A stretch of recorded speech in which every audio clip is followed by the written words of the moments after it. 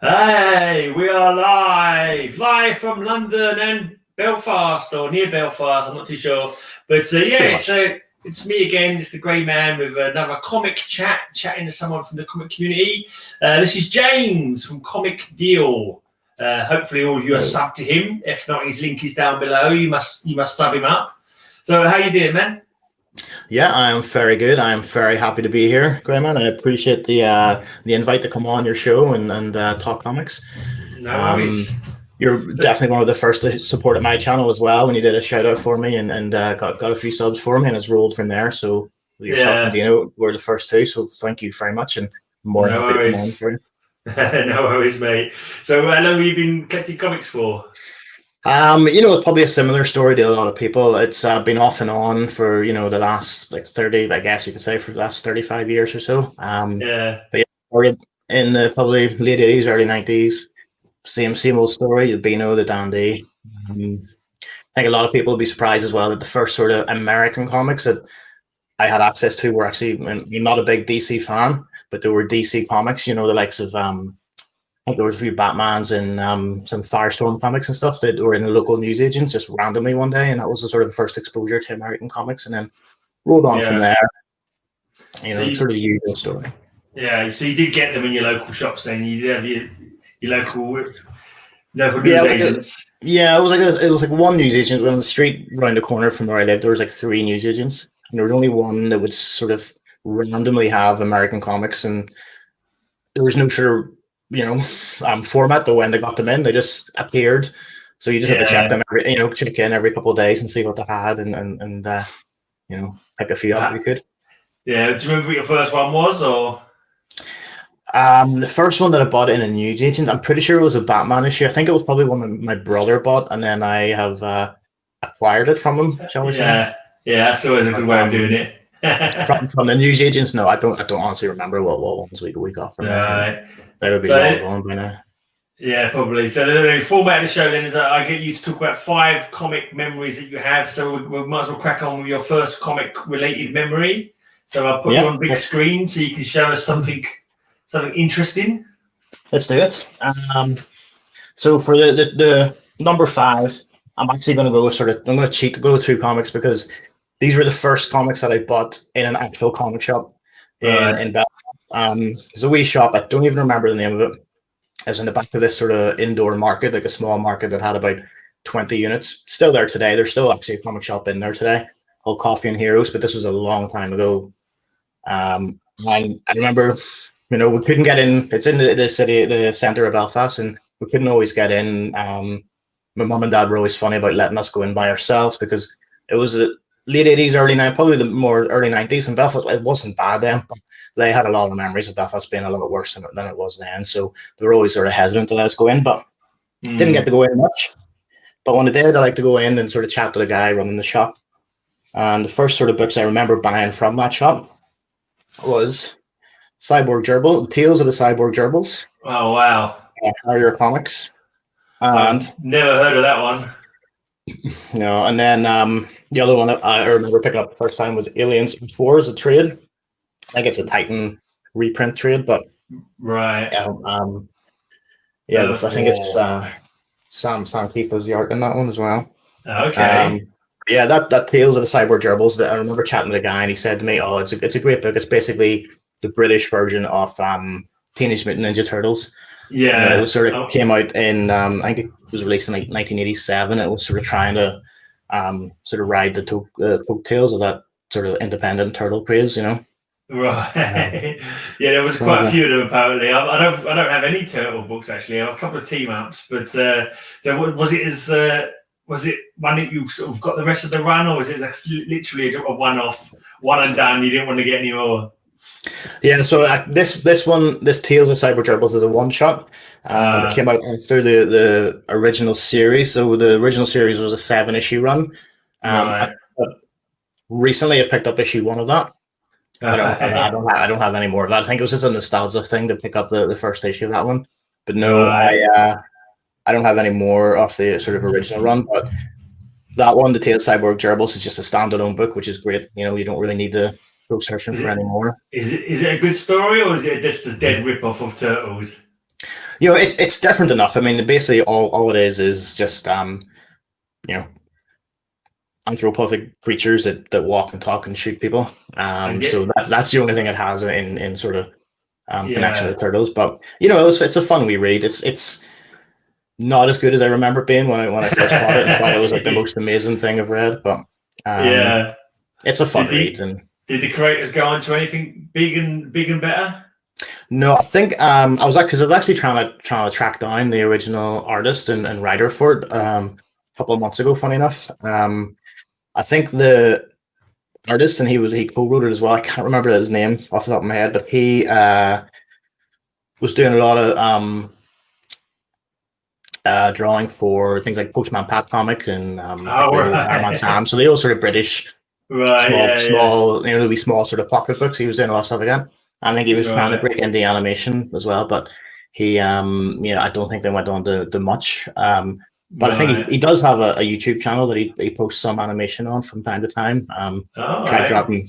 drop my message on there, but he never got back to me. That's a shame. Big fan. You say, big fan. Can I send you my books to be signed? Yeah. I'm like one of your 10 fans. Can you please? Yeah, I'll get him CGC'd. Get him CGC'd. Ask him for a remark or something. So what about the aliens? I probably would CGC it for that because why Yeah, not? it'd probably be the only one on their census. The only CGC. Yeah, exactly. It's unique. Yeah, definitely unique. What about the aliens? Did you get a lot of those, or just that one off as well?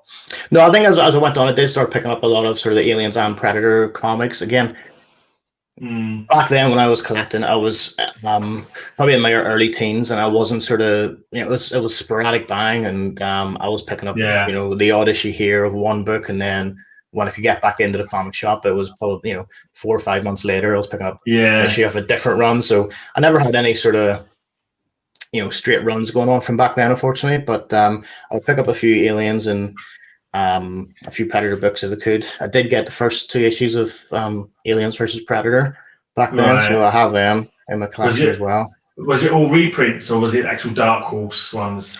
Those single issues are all Dark Horse ones. Yeah. It's just that this trade was just a reprint thing. Right. Okay. So you actually got Dark Horse comics. Yeah. Oh, right. Yeah. I never really sold much of Dark Horse, to be honest. Never saw them. My shop probably just didn't have them because it didn't have an awful lot in my shop, to be honest. So I just never because I never saw. I think I only ever saw Marvel and DC, and then when Image came along, you got quite a lot of Image in my shop. I never saw any Dark Horse or Charlton or any of the other ones like that. I think like the shop that existed then was it was relatively small, but it had just such a strange range of comics, and they didn't get new comics in a lot. I don't think they were receiving sort of your as they do it now from Diamond and things like that. They just had around I think pretty much it was probably someone's personal collection they were selling off Right. and we're just buying collections and selling them. Yeah, so just like a little like buying up collections and selling them off as I think so. Yeah. A shop like that I go to, it's quite good for back issues, but you sometimes you get good back issues in it. Sometimes the 50p bin's got some good stuff in it. Sometimes it's a wasted journey, but it's worth going there just to see if you can pick up anything good. Yeah, and that's like half the time you go back and it's just the same stuff. So you've flicked through it like a million times. So yeah, I think the only Aliens I saw was like reprints. Like there was like an Aliens comic for a while, but it was just like the old British kind of the big format ones, wasn't it? The big sort of all those papery newspaper print sort of thing. Yeah, there was that, and then there was one called Total Carnage as well. It came out not long after that, and it reprinted Total Carnage. Oh, and it reprinted like Army of Darkness and Grendel and stuff. It reprinted a lot of Dark Horse stuff too. Sounds like to pick up a few of them. Yeah, Blast. There's one called Blast, but I think that was original comics, I think more adult nature. And there's so many of them. Actually, because I started going for my 2000Ds, I found some. Like, for example, my copy of the first Bane comic is a UK print one, so it's probably worth sod all. Yeah. I wish I had the American one, but never mind. That's what happens sometimes. So, should we move on to your next comic? You want to show your next one now? Certainly. Next comic is one that I bought in my most sort of recent run collecting, which has probably been the last 2 years now. And I picked this up on eBay probably about 7 or 8 months ago. Yeah. And it is The Avengers issue 14. Oh, nice. Oh, you're on big screen. Yeah, nice. Yeah. Just nice because old goodness. it's it's an old book. I think it's probably the oldest Marvel book I have, and it's low grade. Like there's the corner. I always sort of make the joke that the corners are crisp because they're not there. Yeah, yeah, I see that. Those corners are pristine. They're just on the floor somewhere. They're pristine, just not connected. Yeah, exactly. The covers disconnected. The front and back cover are separated and they're disconnected. But you know what? It's a 1965 Avengers book. It's Avengers issue 14. It's within the first sort of year or two of Avengers running, and it cost me like £2 or £3. So, oh yeah, that's worth it all day long. It's definitely one that I'm happy to keep in my collection for as long as I can. Yeah, I wish I could find more comics like that. If I saw a nice early run, like presentable enough, like look all right in the bag, you can read them. They don't have to be connected for a couple of quid each. I love it on them all day long. Yeah, just to have the run, just to sort of, be nice to have pristine one. I think if I had like one like that and it was actually pristine, I thought I'd be too scared to even look at it. So you kind of like. It's kind of cool that they've got a bit of wear and tear. Yeah, and for me, there's a couple of things I always say. Low grade is better than no grade all day long. Yeah. I'm not spending much on it, and it's a sort of a cool book to have. And you know what? That weathered look to the comic just sort of gives it character, gives it a bit of history. You know what I mean? It's not like sitting encapsulated in Mylar sitting on someone's shelf and it's showing its age like all of us. Yeah, exactly. It's been enjoyed over the years. It's had ups and downs. It's been poured over and perused multiple times, I think. Yeah, that's another thing as well. I like when I see like comics for sale on eBay or people show off collections. You can see like people have like signed their name on it or written their name, and then it gets moved on, gets passed on, and sold on. Like I would love to find the original person who wrote their name on this book and just say, "Here, I have your comic," and tell me about where it's been. Yeah, it'll be a fun. Cool. Yeah. So just like a quest to find these people. It's like basically that channel. Who do you know who you are, or whatever. But a comic book, who has this book in their collection at what time and things like that. That would be a bit tricky though. It would be a bit tricky. How would you even know where to start with that kind of thing? Exactly. Yeah. So I'm not saying everyone write your names on comics because you don't do that. But I had a crazy because I was thinking you might have I mentioned it before to somebody else. Like I had a sort of crazy. You're drinking main daydream, and I was thinking about that. I thought, wouldn't it be nice if like library books, we have like an inside. The books used to have an inside page. Yeah, and the wee slip that you put in and out. Yeah, and then everyone who owned it like said, "Oh, I owned this from so and so to so and so. My name was," but I just thought that was a stupid idea, but but it would be kind of fun to find out the history, the provenance or whatever of the comic book. I think most people aren't bothered about that, I suppose. But they have these things called, is it pedigree? Have you heard of that? Is it pedigree? Where someone like renowned has got a collection, or it's a well-known collection, and it's called pedigree. I think it is, CGC would sort of label if there's like a big collector of a big collection that sends them all in together for CGC to slap them, they would put a pedigree on them. I have one that comes from, it's not a personal pedigree, it's a shop, it's Mal Comics. They have 2 pedigrees listed under them. There's a lot of controversy about it because they don't, a lot of people think, oh, it's a shop, they're it shouldn't be classified as a pedigree, but Malhal Comics 2 pedigree, if you ever get a chance, read the story about it online because it's actually such a fascinating read about where the guy who owns the shop was able to pick up this whole bunch of comics. He thinks he bought them from like somebody who had ties to the mafia or pornography business or something like that, and he bought them from a warehouse. And it's such a it's online somewhere, but it's such a good story to read. So I only read about it after I picked up one of those pedigree books. I didn't even realize it was that, but I looked it up afterwards, and it's a good read. I recommend it. Interesting, cool. Have you got a favorite Avenger?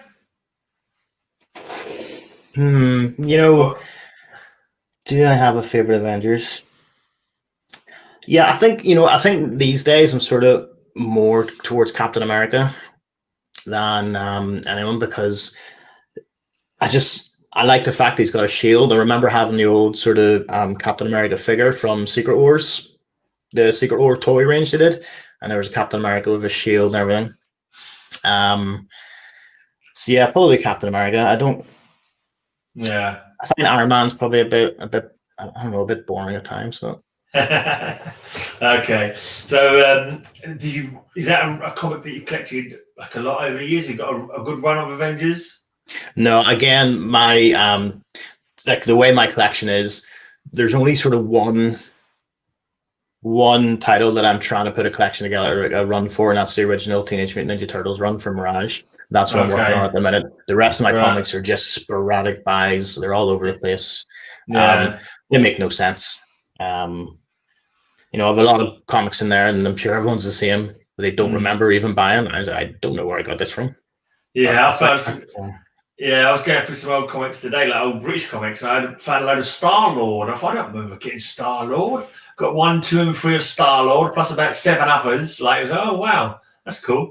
I've completely forgot what I was going to say now. Something in my head to do with Avengers, probably. Oh yeah, why do you need Teenage Mutant Ninja Turtle run when you've got Cyborg Hamster or Cyborg Gerbil? Sorry, I think you kind of Cyborg Gerbils, man. Come on. I think you're defeating the object there. You already got Cyborg Gerbil. You don't need any teenage, Gerbils, Gazump turtles any day.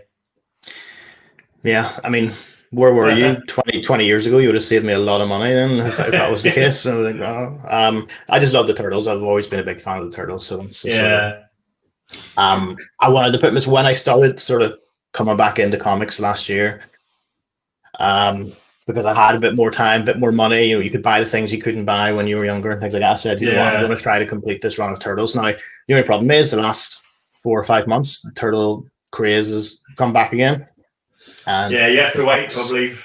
Yeah. Some of them filler issues I'm trying to fill. I can't get them.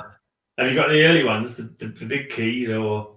I have like the first 5 issues, but they're all the first sort of 3 issues are all later prints. So I've got issue 1, but it's the fifth print, but it's still issue 1. Exactly. Still who cares? Definitely. All right, let's go on to the next comic then, shall we?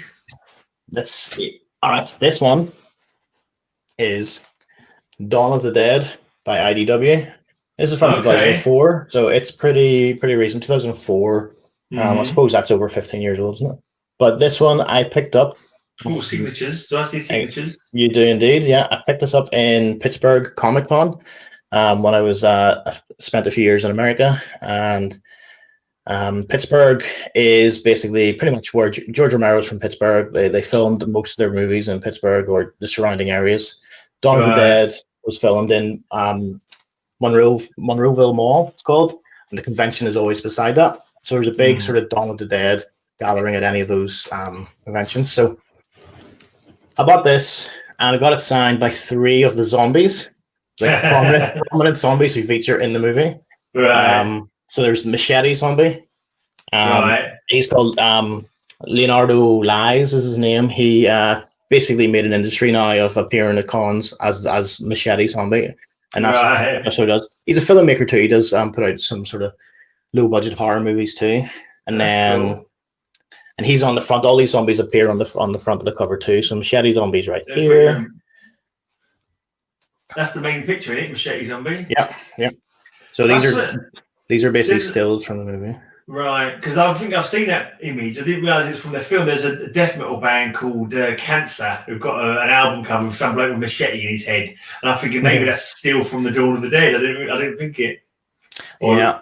What are the other 2 zombies called? So there's this one here is Nurse Zombie, and that's the nurse zombie there. So she's a zombie wearing a nurse uniform, and then this one here is. I see. Yeah. It's hard to tell. I can see it there. Yeah, and then there's Escalator Zombie, who is somewhere on here. But yeah, there's an Escalator Zombie too. So it's basically in the movie, there's a scene where the zombie gets killed by the escalator. Right. GP Venom is saying the worst of that trilogy. What have you got to say? What have you got to say about that? Dawn of the Dead's the worst of the trilogy. What is wrong with you? Each to their own, but. Yeah, they've all got their own merits. So I don't like to sort of like rank these kind of things. They all got their own positives. To be honest, they're all enjoyable in their own right. Yeah. So when I was at the con, I sort of spent some time at the table. All 3 of them were at the same table. They didn't charge for signatures. And I Right. probably stood there for a good hour chatting away to them, and they were telling me about making the movies and stuff. So the nurse zombie and the escalator zombie, they actually got married after making the movie. They became a couple and stuff. Now Oh, right, he cool. he's actually I think he died a couple of years ago. So Oh, right, that's sick. but she's still sort of doing the same thing on the circuit, for Yeah. signatures and things like that. Zombie love story. That predates Yeah. thinking Shaun of the Dead by that's a zombie rom com. Well, it wasn't a com, but yeah. Obviously the most well known zombie's got to be Bub, isn't it? Yeah, from The Day of the Dead. yeah, the third one. Yeah, Yeah. he I actually recently watched a documentary about the making of Day of the Dead, and the guy who played Bub. Apparently, Yeah. he was this really good-looking, charming fella and stuff like that. They said, and he was like really attractive, and but then they put the makeup on, and nobody wanted to go near him. Yeah, it was a cool movie though. The whole scene was pretty good. It's only never got a sequel. Yeah, it's probably the worst of the trilogy, I would say. You reckon? Yeah, okay. Yeah, I thought it was pretty decent, but yeah, I think they could have like carried him on. Like they could have had if that was made nowadays with that, I reckon he would have got his own series. Bob would have got his own blinking trilogy. Yeah, probably. All sorts of merchandise in line. He probably would have had his own comic. Yeah. His own pint glass. Walking Dead. Are you a fan of The Walking Dead? I haven't read much of the comics. I've got a couple of them, but again, just sporadic issues that I've just seen for cheap or whatever. The series, me and the wife were into it for a while. We did watch it, and then I think, like a lot of people, it just sort of became tedious. It became hard to watch. So I haven't seen probably the last 2 seasons that have been on. You kind of lose track of what channel it's on. There's so many channels now. I just can't bother to work out what's on. I just go to YouTube. I can go to watch whatever I want. apparently you're in widescreen or something on Perpetual Comics television. So that happens. You put me on the big screen and everyone freaks out.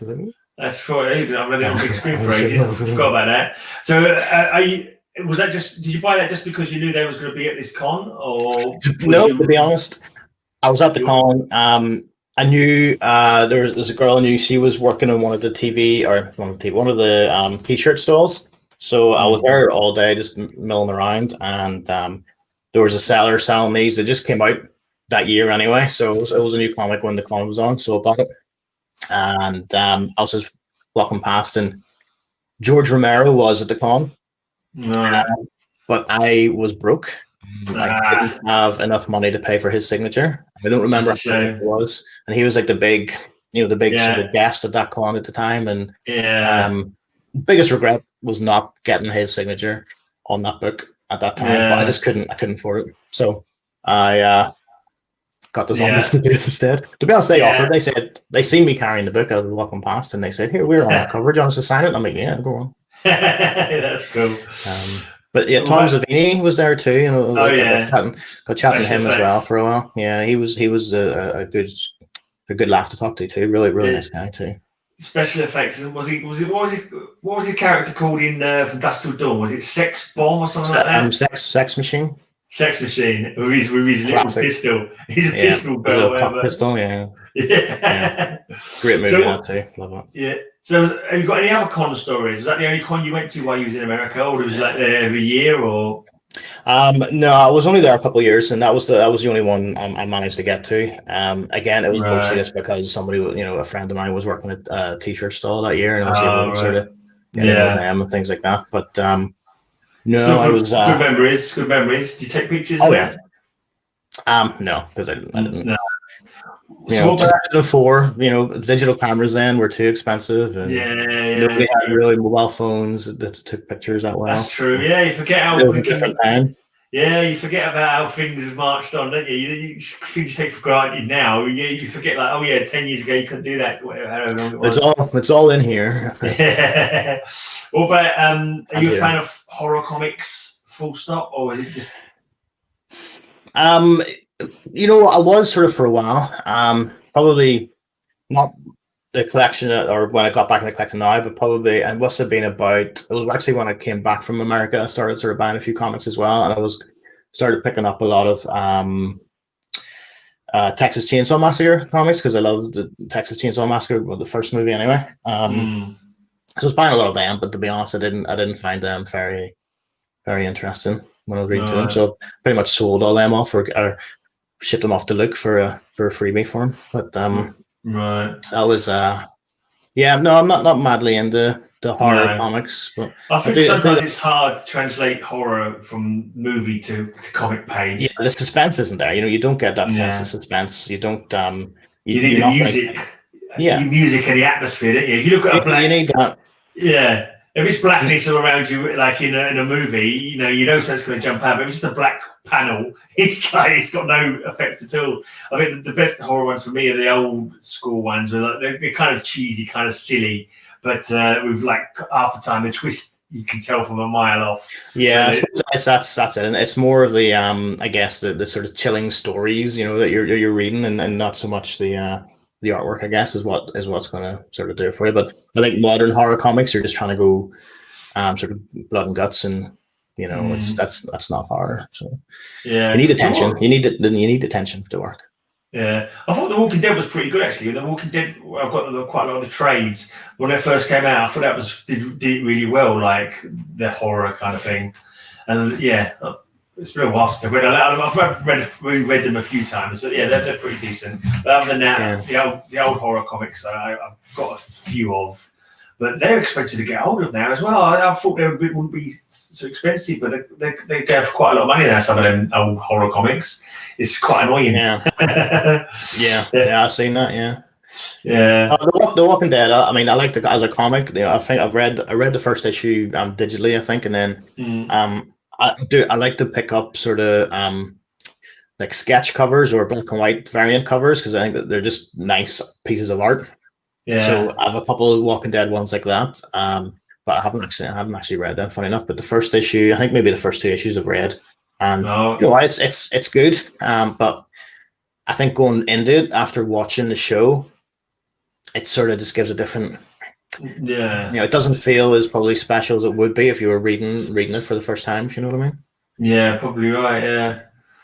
Well, but what stuff do you like to read? What's your main, do you have a certain thing you like? Marvel, DC, superheroes, teen books? Yeah, I'd say for the longest time I was more of a Marvel, sort of Spider-Man and X-Men have always been my favorite. Spider-Man probably more than anything, but the X-Men have been great too. But it got to this stage where it's just there's too many books, there's too many storylines interweaving with each other, and it's hard to keep up with it. So I think at the minute sort of resign myself to a few new ongoing series that I'm reading and collecting every month. Like I'm a big fan of Usagi Yojimbo. Okay. The samurai rabbit fella. Didn't he come from Teenage Mutant Ninja Turtles? No, it came out about around the same time, and okay. They teamed up with him or something, maybe. Yeah, there's a couple of crossovers. I think in Usagi Yojimbo, I think it's issue 10. Leonardo the Turtle makes an appearance. And that was like the first crossover between them, but the creative teams and stuff like that, they're sort of know each other. Stan is a guy who writes and draws Usagi Yojimbo. He was well in with Kevin Eastman and things like that. So they were, did a lot of crossovers. He appeared in the cartoon as well, and the toy range, obviously. But yeah, no, they came out around the same time. They were both black and white independents. When did you first know about the Ninja Turtles? Did you know them first as being Hero Turtles? Was you like a UK cartoon like fan before you found the comics, or? Yeah, it was the cartoons first, and then don't want to spoil my next book, but yeah, then it was the first sort of going back in, so we can just transition into it now, will we? Well, let's go straight into it. Yeah, It is. Again, from the same comic shop I mentioned earlier in that wee sort of market. This Teenage Mutant Ninja Turtles, and it's issue 30. Right. It's the first turtle book I read after knowing them as the Hero Turtles. Right. And the guy in the shop, I picked it out a couple of pounds, and he said, if you like the Turtles, this comic sort of run of the Turtles is going to sort of spin them on your head. It's going to be a whole like 180 Yeah. turn on how you think of the turtles, because Yeah. it's not overly violent, but it's definitely a different tone than the cartoon. And It's this not one here, something for even kids. no, even the sort of cover. See if I can get this right. In this issue, and this is the only issue I had for the longest time. So I didn't know what Yeah. came after it, didn't know what came before it. It was just this crazy story about them being in a different dimension, which is like one long sort of highway, and they're like Okay. fighting between cars. There's like this mutant guy here, You put it you back know, on big stuff like that screen. you don't see Yeah. in the cartoon. You know what I mean? Yeah. There's a ripped Casey Jones with his shirt off, of Oh, course. is that Casey Jones? Is it? Okay. Yeah, I'm not never been that keen on flexing. the art style of them. They're kind of like not quite like as dynamic and like as you got from the Marvel comics. Maybe look a little bit kind of squat and sort of, I know, different style. Yeah, the book, the main run itself, probably had about 5 or 6 different artists taking it on at any different times. I think it was Dark Horizons, actually. Yeah, I believe that's what the comic shop was called on there. Yeah. Okay. So there was a lot of different sort of artists who were on there. Obviously, Kevin Eastman and Peter Laird did a lot of the art for the first sort of runs, and then they brought on sort of different artists, came on board. It's kind of phenomenal how that sort of came from like, indie comic to like multi-million, whatever, billion, I don't know, that should be certain, but yeah, heck of a lot. Yeah, there's a couple of good documentaries out there about it too. If you're interested to see how the Turtles started and sort of became such a big sort of franchise, and it's weird as well that it was. I did see something. I think it might have been part of that Toys That Made Us. There was a similar episode about it on that too. Yeah, it was a good show. It's just weird as well because it's it was big, took off in the 90s, and then it just sort of faded away for a while. Turtles was not good, and then IDW took over the franchise for the comics, and it just seemed to have taken off again. And now, it has pits and troughs, doesn't it? It goes up and down in the popularity. Like every now and again, there's like nostalgia sort of kicks in. The people who watched it as a kid sort of become the executives of the movie. They go, "Oh, let's do. I remember Teenage Mutant Ninja Turtles, let's do that again." Yeah, and the new movies and stuff they've done, in my opinion, are pretty trash. They're not good. Never been a fan, particularly of the Teenage Mutant Ninja Turtles. I've hardly watched any of their stuff, but I think I've watched a couple of movies in passing. So the only thing I read, the first thing I read about Teenage Mutant Ninja Turtles was a role-playing game. There's a role-playing game with Teenage Mutant Ninja Turtles, and so I played that a bit, but I never really sort of got into the comics or the cartoons or anything. I was a bit older for that. I was definitely too old for the cartoons when they came out. So. Yeah, I think that was sort of the perfect target audience when at that age, again, early sort of teens, and it was just the TV show was well produced. It was great stuff, and then sort of discovering the sort of darker side on the comics. And even now, when I pick up a few and read through them, a lot of the issues are standalone issues as well. You don't need to know the whole sort of 65 issue run, but some of them are like dark. There's one issue in particular. I can't remember the issue number off my head, but there's this sort of, he's almost like the Punisher, but he's like a mafia sort of heavy, and he goes insane because the Turtles keep foiling his tasks. So the mafia boss is going on his, they're really sort of shooting him down and stuff like that, and then he just starts going crazy, and he sees everyone as a turtle and goes on this mass rampage. Okay. And then at the end, like the ending of it and stuff, like Splinter does a mind trick and makes him shoot his brains out. It's like because it's like, I mean, I've never never read them, but there's like death.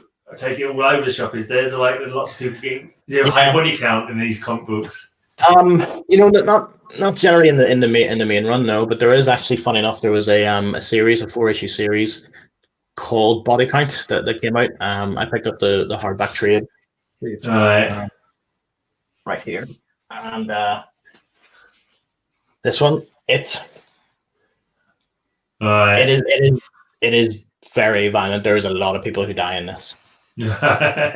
Basically, the Chinese triads, or Chinese triad. Mm. Sort of end up chasing this girl to America, and she bumps into Casey Jones and Raphael.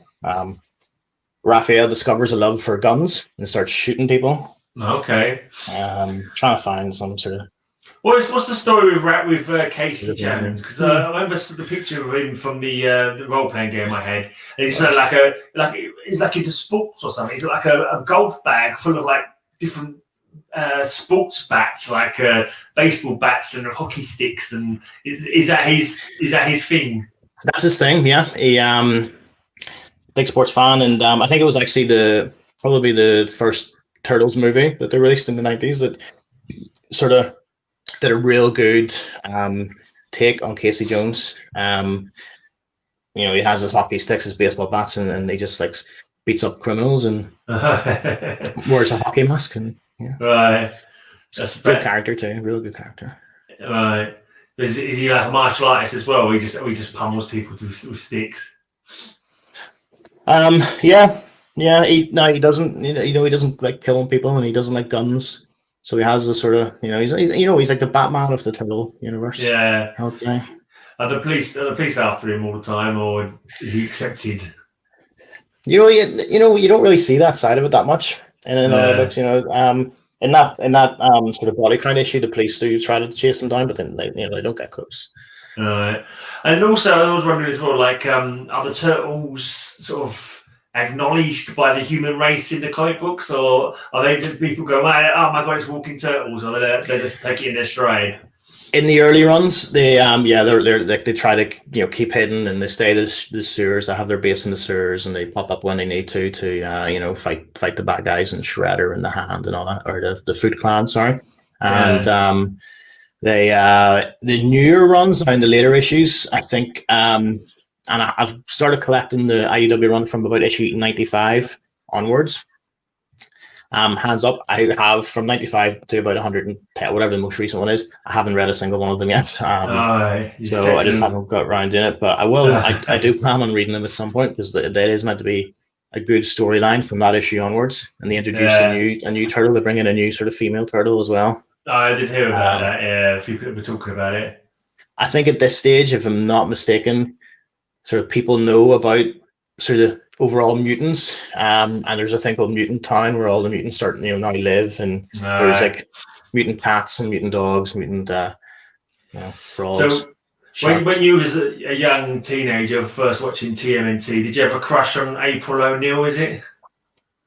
I mean, I think everybody did. All right, last question on this comic. Right, well, actually, was it there? Wasn't that comic? Yeah, I've got a comic we're talking about now. Anyway, who's your favourite turtle? My favourite turtle is Raphael. It's always been Raphael, and it always will be. All right. Do you think that people's favourite turtle has something to say about them? Do you reckon everyone goes to the turtle where they think is most close to their own personalities, or? I think so. Yeah, like I grew up with two brothers, and I mean now you say it, no, actually not at all. But my younger brother, he is super smart and super intelligent. There's a lot of stuff, the sort of computer software and engineering and things like that. He was on the show that I did yesterday. He's very smart man. He was always a Donatello fan, right. And that, that makes perfect sense. My older brother was a Michelangelo fan. Michelangelo's a sort of fun, loving skater dude sort of thing. And, there's probably some similarities there. Yeah. Well, you see, it's either like the most likely what like you are, or how you most like to be, kind of thing. So one or the other, probably. Yeah. I think I just picked Raphael because I liked his size. The sort of nice. But he's like the sort of brooding, sort of wants to be the leader and takes center stage, and goes out and does things by himself. But I was not like that at all, so I don't.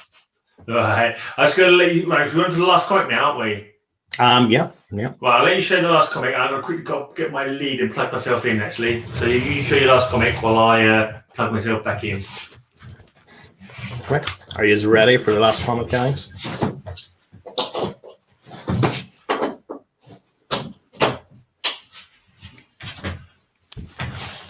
It is Bubba the Redneck Werewolf. Oh my gosh. Little known company Brass Ball Comics. You're showing all the rarities today. Otherwise, that kind of leaves me like lost for questions because I can't possibly comment on anything to do with Bubba. I have no reference. What was the name of the company? Brass Ball Comics.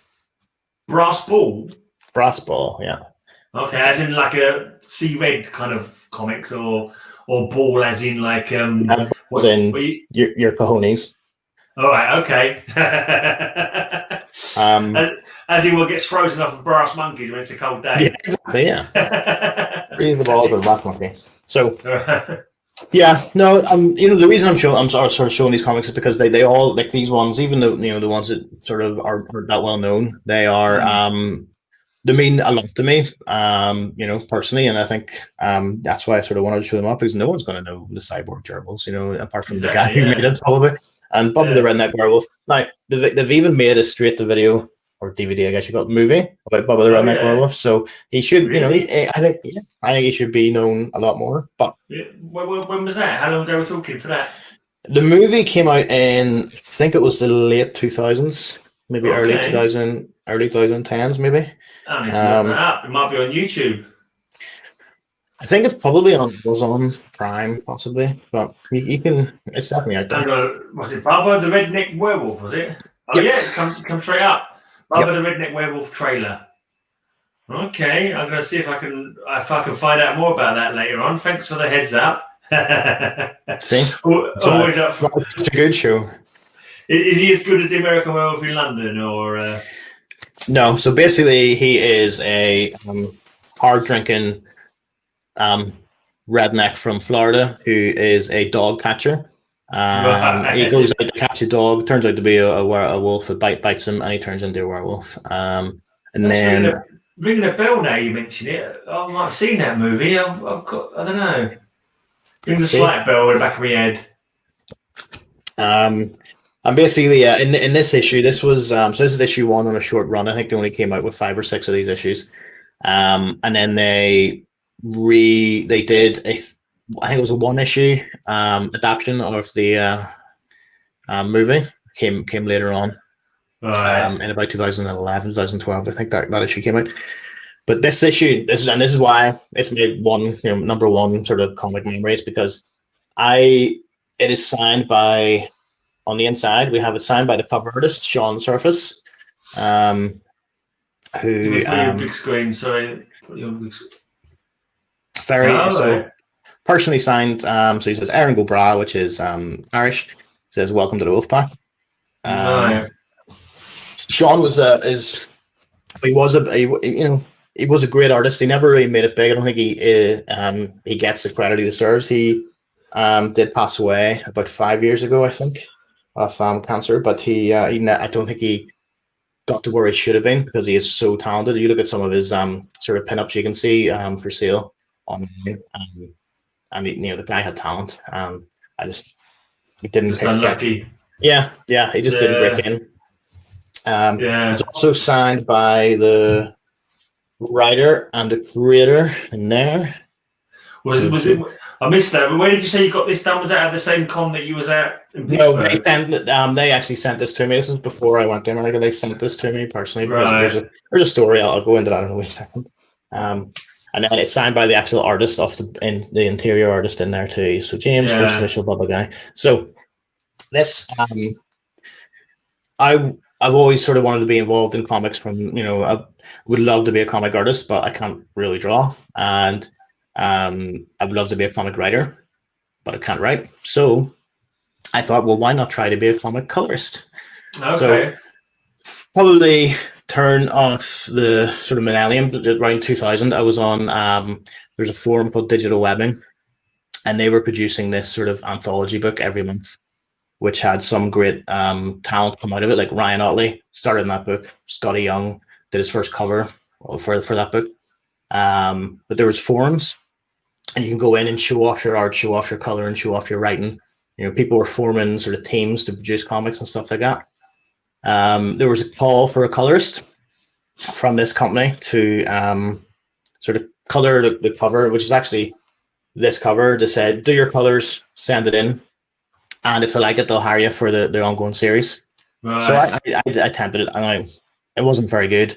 I was working off a laptop with no mouse, trying to do coloring on a you know dodgy copy of Photoshop, but I sent it in. So they said like the guy, it was actually the letterer who was promoting it, got back to me and said, "Listen, they're not going to use you, but they liked your work, and there's potential for more work down the line if you're interested. But they're going to get in touch with you." So the creator of the book and the writer, Mitch Heyman, dropped me an email, said, "Give us your address. I'm going to send you a copy of the book." So this was actually only one of 50 of this cover. Now, this cover was released as the original run as a special edition, but it didn't have this sort of color. It's hard to see, but this is almost looks like it's colored with coloring pencils almost. Yeah. So there was only, he said, it was only a couple of months ago I put this up on Instagram, and Mitch actually got back to me again, and I hadn't spoken to him in must have been 19 years, and he said, "Oh, it's great to see that comic. There's only 50 of them exist." Right. I got a 1 in 50 sort of. I guess it was like a preliminary comic they put together to then sort of reprint it for the main series. That's pretty cool. Pretty unique, mate. Pretty unique. Yeah, so that one is always going to be, front and center in my collection. Yeah. Nobody knows who Bubba the Redneck Werewolf is. Nobody probably ever will. For me, it's definitely a comic that's going to stick with me for the rest of my life, for sure. Yeah, and I never did any more coloring for comics after that. You didn't get a like the bug to try again, or you didn't get a mouse and think, "I'll keep going with this." You just, it's sort of been something I've dipped into now and then. I just don't. I am really impatient, so if I'm not good at something within the first couple of tries, I usually just give up. Okay. And it's it's a horrible thing to fall into, but it's just this is how I roll sometimes. I had an iPad with the pen and stuff on it now, and I've given it a couple of tries, and I just don't have. I'll make the excuse that I don't have time to sort of concentrate on it and try to work it out. Yeah, fair enough. Yeah, you kind of know yourself if you're not really ready to do something, don't you? Really. Well, that's it. There's people who will make it. And there's always going to be people who don't. So I'm happy, living a life of mediocrity. Yeah. So, what's happening with your collection in the future? Because you're downsizing now, aren't you? Yeah. So I'm having a forced downsize of my collection because I will have nowhere to store it. And there's a lot of books in there that particularly don't mean very much to me, so I'm probably going to try to flog a lot of it. But anyone who's tried to sell comics on eBay knows it's hard. It's just hard, especially if you've got nothing of interest. So I'll probably try to sell some, and I'll probably give some away to peeps who sort of want them. I know there's probably a couple I'll send your way. Greyman for sure. Cool. And yeah, so I'm going to downsize for my wife's pregnant. We're having our second child, so we're having a baby girl in March. So this spare bedroom is no longer going to be a spare room. It's going to be repainted pink, and I will be kicked out of it. Are you going to concentrate on like just the comics, the Teenage Mutant Ninja Turtle run that you want? I'm going to stick with the Turtle run. I'm probably going to keep the majority of my Marvel stuff because I like that more. There's a couple of DC things I'll keep. And then sort of any of the titles that I'm currently collecting, like TMNT, Usagi Jimbo, a couple of new ones as well. Like crossover and things like that. I'm sort of into. So cool. But I need to close this up because my dinner's probably like burning now. I'm getting worried, right? But yeah, anything coming up on your channel you want to tell people about? Are you still going to be doing videos? Because I'm still going to try to do comic book based videos for sure. I'm still going to be buying the odd comic here and there. Until I move, buy a new house with more rooms, I'm just going to be limited to what I can keep, or things like that. But yeah, I'll still be buying comics. I'm still going to have the channel. At the minute, mostly it's just unboxings, but I do sort of dabbling into the live shows now with me, Andy Perpetual Comics, and a friend of ours, Sean, at Noob Comics. We try to do like a twice monthly live show on Saturday called Panels and Pints. We just have a drink, have a laugh, talk comics. So I'm really enjoying doing the live shows. So we'll probably do more like that. So they'll be up on the channel, every 2 weeks. So you could always just like show old comics, come on and talk about an old comic of a run of old comics that you've got, that kind of thing. Yeah, exactly. Yeah. Yeah. I do plan on doing sort of some sort of video on the turtles as well, and showing off the collection. Possibly a Red Sonja one just to wind you up. Wind me out. Why would it wind me out? My Red Sonja comics, the Red Sonja first appearance. Oh, that one. Yeah. Yeah, that's true. Jambo says, "I'll take your Jimmy Olsen. Have you got any Jimmy Olsen comics?" I have one or two old Silver Age Jimmy Olsens. Yeah. I think I saw you pick one out of one of them mystery boxes. Actually, I think I had that one away. I can't remember now. But anyway, if there's anything you're selling that's on my list, let us know what price you're after, and if I've got the money, I'll save you the eBay fees. I'll see what I've got, and I'll let you know. Don't you worry. All right, mate. Cheers for coming on. And anyone else out there wants to come and have a chat with me about your comic book someday, get in touch on IG and tune in tomorrow, 7 o'clock UK time, Greenwich Mean Time, where the time is made and shipped out to the rest of the world. Then 7 p.m. Cover Slinger Showdown with some nautical comics, and you have to come on that someday if you think you've got enough comics to show off. Yeah, I'll need to go through the collection again and see what I've got. But yeah, it depends because the thing changes every week, so it's kind of. I've only got 2 comics for tomorrow's show. I need to go digging for some comics after every dinner. Just water damage on everything and they're nautical things. Yeah, that's a good point. Show the water damage comic. Yeah, cheers for coming on, mate. Thanks for watching, everybody. Thank you. Bye bye.